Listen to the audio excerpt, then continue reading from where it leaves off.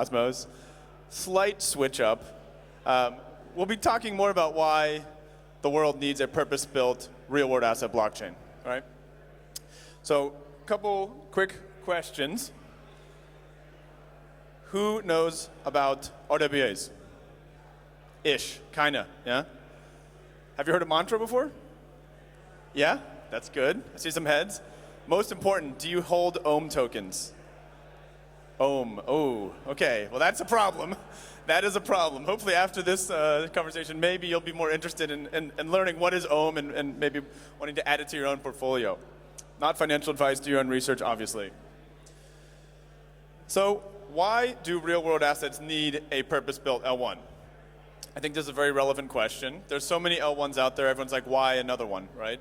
You know, you could launch a real-world asset project on Solana, you could launch it on Ethereum mainnet. There's obviously L2s, so why do you need an L1 for this? Well, for many reasons, actually. Raoul Paul says here, there's no point pushing for tokenization of all assets if we don't even have a blockchain that can support it. I fully agree with that, right? And there's a number of reasons. One, lack of specialization, right? So on a general purpose blockchain, Solana, Avalanche, Aptos, Sui, etc., you know, they work across DeFi, they work across gaming, they work across metaverse, real-world assets, et cetera, et cetera, et cetera. There's no specific focus. And we like to say internally that we have a niche, which is real-world assets and asset tokenization, but our niche just happens to be a $16 trillion opportunity, potentially even more than a $16 trillion opportunity. There obviously is not a focus on regulatory compliance, so how do you build in compliance into the actual protocol layer for application builders to build easily, safely, and compliantly? This is really important. You know, I think particularly a lot of people coming to market nowadays are really worried about whether, you know, Gary Gensler is going to come knocking on the door, and if their application, if the protocol is actually going to be abiding by, you know, the rules and regulations of the relevant jurisdiction. Super important. We're going to dig into this a lot more. I actually believe very strongly that regulatory enforcement only happens or primarily happens at the application layer, not at the protocol layer, other than when you're distributing protocol tokens. So distributing and selling tokens is obviously a regulated activity in many places, and that's quite important. Lack of control, we're going to dig into this a little bit. So how do you have control, fail-safe measures? An example of this would be, you know, if you have a tokenized house and your MetaMask gets hacked and phished and you lose those tokens, do you now lose your house? Obviously not, right? So how do you actually build that into the actual technical architecture of the blockchain itself? And then again, lack of purpose-built solutions. So like, we're again focused on this specific niche. We're only focused on real-world assets. We're only focused on tokenization. And that's why we're relatively hyper-specialized in this. And you know, in full transparency and full honesty, the token part is not really the hard part, honestly. Real-world assets is a big thing. We've had different flavors of it. It was STOs back in the day. Now it's RWAs. I actually hate the acronym RWA. I think it sucks. Doesn't make any sense. And TradFi RWA means risk-weighted assets. So it's never really going to catch on. We need to find a better one. I don't have the idea for what this should be. If you guys have a better one, let me know. But I think it is critically important to understand that this big problem is real, and we're hopefully building technical solutions that support that. Okay, so I talked about this a little bit, and actually I'll just go more into the features, to be honest. There we go. So why does it actually all matter? As I mentioned, you know, we're building a blockchain layer 1 solution to support real-world assets. We're building on the Cosmos SDK. We're building a permissionless blockchain. This is super important, right? So I think historically, you've actually seen product market fit at the institutional level of asset tokenization. So if you look at like JP Morgan Onyx, my initials are JPM, but I do not represent that firm. JP Morgan Onyx, it's a permission blockchain. Permission blockchains, in my opinion, kind of suck. None of us in this room are ever going to want to use that. But they've done over $1 trillion of tokenized asset transfers on their permission blockchain network. $1 trillion is a lot of fucking money. Excuse my language. And in the retail side of things, on permissionless blockchains, we're talking like, we have, I think, $2 billion of tokenized treasuries on chain right now. 2 billion? Really not a whole lot. And I think there's a reason for that. I think one of the reasons is there hasn't been proper permissionless solutions that allow and support the ability to have generally more regulated assets on-chain. But additionally, regulatory environments haven't supported the ability to issue and originate assets. So when we look at this space, Mantra really wants to be the ledger of record for real-world assets, period, full stop. That's a big statement. And we're going to do it with these technical features, right? So one of these is this idea of a decentralized identity. So a DID, soul-bound NFT concept, right? Like when you're talking about generally regulated assets in many instances, there needs to be some ability to know who you're actually interacting with at the token and at the product level. So a decentralized identity module effectively allows you as an individual to connect your on-chain wallet to your real-world identity, but then safeguard and keep your data so that you can actually just share it with who you want to share it with, not with everyone, not with the whole world. The important part of this is, I think in crypto, a lot of people say, KYC, it sucks. They're not going to KYC. I actually think that's bullshit. People do KYC. You've KYC'd for every freaking centralized exchange you've ever been on, right? And actually, I think since the proliferation of KYC has, basically become the common practice on all centralized exchanges, you've actually seen the size of the space in the industry increase many times over, right? So I actually think it's not that crypto people don't like KYC, it's just that they don't like KYCing a lot, right? So KYCing over and over again really sucks. And frankly, that's a piece of friction which people don't want to do, myself included. It's kind of a tedious, boring process. So ideally, what you want to have is a one-time process with passportable KYC on-chain, so that if you own your identity with your wallet, you can then interact with any sort of platform and product that you want to at any point in time, right? So you, again, can use your one-time KYC, and you can log on to a DEX, you can log on to a lending protocol, you can log on to a centralized exchange, et cetera. The next one is a tokenization module. This is kind of back to that idea of creating a token for a house, a real estate token, that if it was phished and you lose access to it, then do you lose the house? Obviously not. There needs to be some recourse in how you manage these tokens, particularly if you're talking about more regulated assets that actually have a provenance in the real world.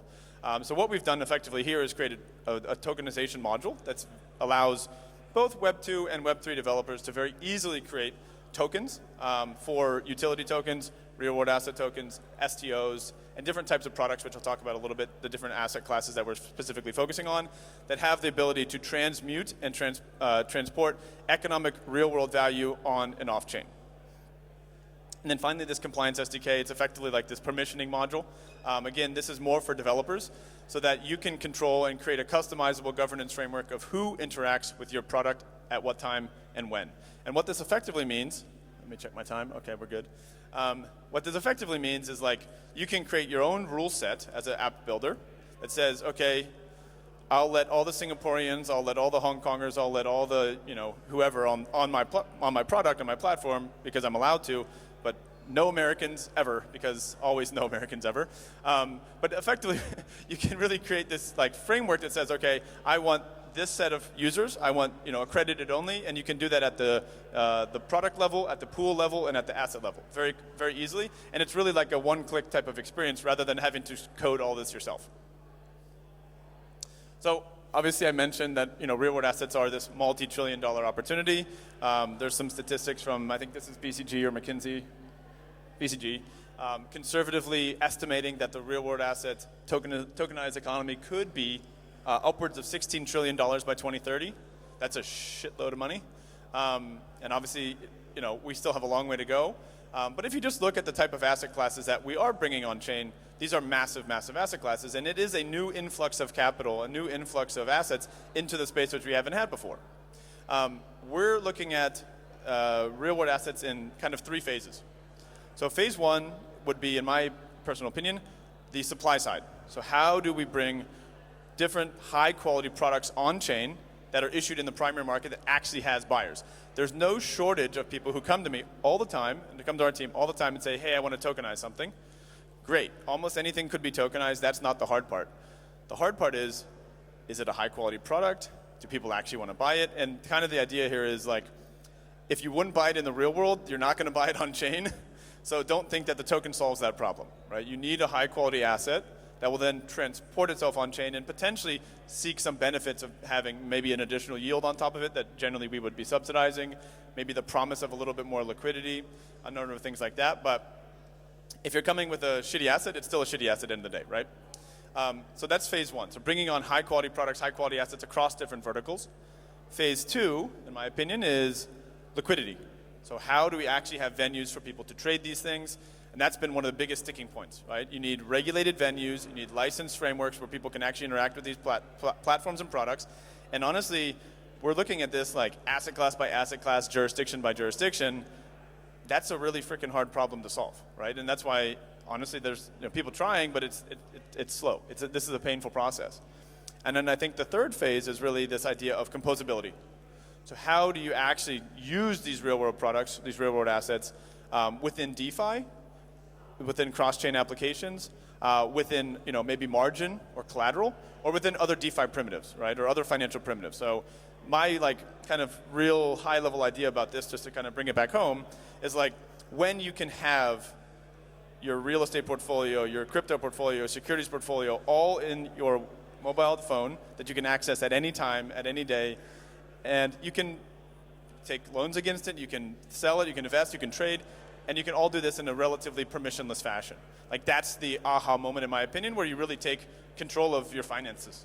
And it's a very equitable situation for anyone in the world to be able to participate in. Okay, so as I mentioned, this all comes back to us wanting to be the ledger of provenance for real-world assets, right? We're building a layer 1 blockchain. It's coming very soon. We'll talk about that in a bit. But at the same time, even though I'm building a blockchain, I tell investors, I tell community, in 5 years, I don't even want you to know you're transacting on my chain, right? That shouldn't be front and center. But we do want to be the ledger of provenance where these things are issued, and we want to be and create effectively a protocol that supports the safe, easy, and compliant ability to issue assets on chain that can then be, again, permissionlessly accessible in different ecosystems and different platforms, et cetera. So it's also critically important when we talk about phase 2 about how do we solve for that second problem, which is where do you actually trade these things, right? Secondary market liquidity is this holy grail of an opportunity. And we're actually building both the protocol layer at Mantra and an application layer on top of it, which we're calling Omega. 8 minutes, I'm good. So it's, as I mentioned before, we believe that regulatory enforcement happens primarily at the application layer, not at the protocol layer, right? So the protocol itself is really just a software stack that people can build on. The application is where you're investing, trading, on and off ramping fiat, interacting with the TradFi system. And this is really critically important that you do have licensing to support that. So we've been going through a very, very, very long, slightly painful process in the UAE with VARA. It's a virtual asset regulatory authority there, to be one of the first, if not the first, self-custodial exchange products for real-world assets. This is obviously, again, I mentioned the Holy Grail, and we have a few different, kind of nuanced ways of how we're looking at this, so I'll just break that down a bit. So, when you're talking about real-world assets, again, the idea of creating a token, putting it on a DEX, now there's going to be magically a lot of liquidity, I think that's bullshit. It's just not going to happen, right? You need to build this liquidity up time and time again and over, and actually build up sustainable liquidity that's not just driven purely by token incentives, right? That's an unsustainable practice. And realistically, kind of the way that we're seeing it is you really have to do this a bit like the old school way. Legitimately, we are working with broking teams that are investors, that are our partners, who are straight up getting on the phone, calling people, and then matching these bids and offers for investors, settling it on chain. Time and time again, this is something you have to build up asset class by asset class over time. There's a problem with exchanges, and the problem is a cold start problem, right? So where do you get the liquidity and where do you get the users? Because one usually begets the other.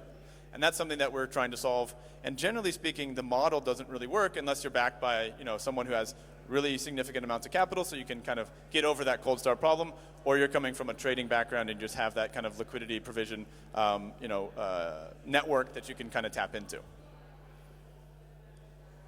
So we believe we do have a unique capability for sourcing high-quality real-world assets. We are working with Ondo, for example, on their U.S. Treasury, tokenized Treasury product, USDY. We have a Vault product that you can actually participate in. You can earn some USDY Treasury yield, some Ondo, and I think a pretty significant Ohm juice right now. So we got about 30 million in TVL on that at the moment. But we're also working with other types of real-world asset products. I mentioned that we're doing, a lot of stuff on the supply side right now, and we're looking primarily across 3 verticals where we're seeing the most traction. We are a blockchain, so we're agnostic to whatever assets want to come on chain, but we are seeing a bit of traction in 3 specific areas. The first one is real estate.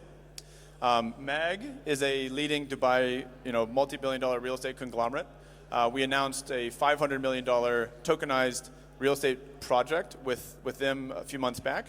Effectively, how this is operating is we're tokenizing the financing of this off-plan real estate development, this high-end luxury real estate development in Dubai, where you can participate in the financing of this project at, I think it's 8% stablecoin interest with an additional topper in Ohm, which will then be speculative, so you can write it up or you can write it down, but you're fixed guaranteed at 8. The idea here is that it's collateralized by the corporate credit of the issuer, which is this multi-billion-dollar real estate giant, the underlying land, and a $70 million mega mansion. So your best bet is that they default and you get to keep the house, which would be kind of badass.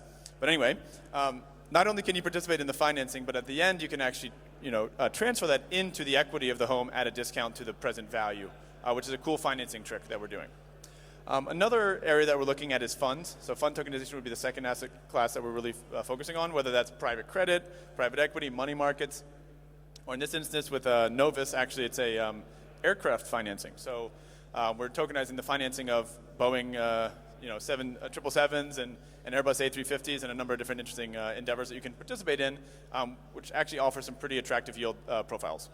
And then the third one is actually IP. So I just came from Korea. I was at KBW, and we're at the Story Protocol, Story House during the week, and they're really doing some interesting stuff with tokenizing IP. IP is a multi-trillion-dollar asset class in and of itself, and it hasn't really had the opportunity to participate in that. So think being able to participate as a owner of a Blackpink song or Taylor Swift, although I don't like Taylor Swift. Anyway. Swifties are going to come after me. Trevor told me not to cancel myself, but I think I might have just got canceled with that comment. But anyway, it's all good. So here's a little bit of our ecosystem map. Don't need to talk too much about that, but we have a big ecosystem. Great. Check it out. We have a really strong participation on our testnet. So we launched our testnet, the second phase of our testnet called Hongbai. I'm based in Hong Kong. We do a lot of stuff in Dubai, so Hongbai. Which had a really strong participation. We just launched the next phase, which is the final one before we launch mainnet, which is called Dukong, so just reversed. And mainnet is coming imminently. So yeah, this was that pool that I talked about, the USDY pool. So if you're interested to learn a little bit more about some of the products, we're going to have all different types of RWA vaults that you can participate in. It's just an opportunity to learn a little bit more about these diversified investment opportunities. And of course, do your own research. But some of the ideas that we're looking at are going to be along those different asset classes that I talked about earlier. So you should expect opportunities to participate in those products coming soon. And finally, mainnet is coming next month. We're very, very excited that we're going to be launching mainnet. It's been a long time coming. We've been working on this problem for a very long time. And we're very excited to launch it in what we're calling Ohmtober. So Ohmtober is going to be a pretty exciting month. Obviously, we're kicking it off here. And mainnet is just one part of what is actually meant to be Ohmtober. Actually, it's just the foundation of what we're doing. It's really just making sure that we have this foundational element to all these real-world assets that we're going to be bringing on chain. So if, interestingly enough, the mainnet is actually the least exciting thing from that month. So just something to kind of think about in your heads. Other than that, I think that may be it. If you want to learn more about Mantra, check our website out. You can follow us on Twitter. I'll be around for a little bit after this if you want to talk. We're pretty accessible, and you can always talk to me on Telegram or on X. I'm pretty active there. So obviously would love to meet you guys and share more about what we're doing, and hopefully after end we'll have a few more Ohm holders in the audience next time. So anyway, thank you very much for your time and your attention, and I appreciate it. And yeah, thanks very much.